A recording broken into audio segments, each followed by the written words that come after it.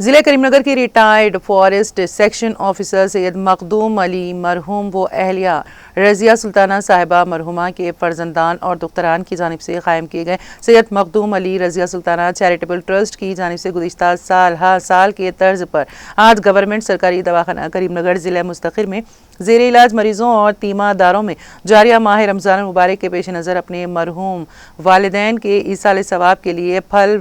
وہ میوے جات تقسیم کیے گئے۔ اس ضمن میں دواخانے کے احاطے میں قائم کیے گئے تقسیم مرکز کا سید مخدوم علی مرحوم کی بڑی دختر نے ربن کاٹ کر رسمی افتتاح انجام دیا اور 300 سے زائد مریضوں میں بھائی بہنوں نے مشترکہ طور پر پھل میوے جات تقسیم کیے۔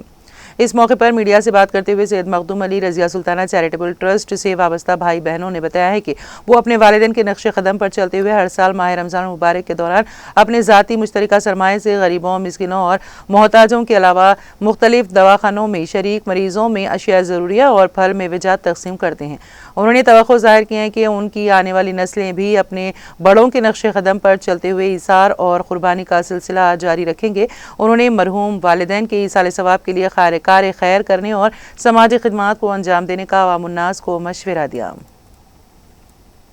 یہ رمضان کے مہینے میں ہمارے بھائیاں جو ماں باپ کے واسطے کوشش کرے، بہت اچھا ٹرسٹ کے لیے کیا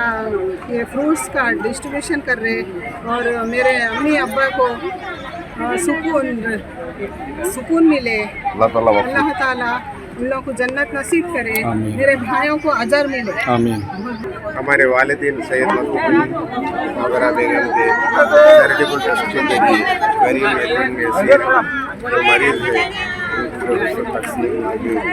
میوہ وغیرہ دیا جا رہا ہے بھائی بہنوں کے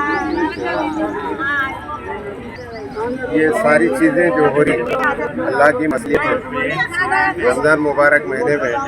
غریب یتیم میسر لوگوں کو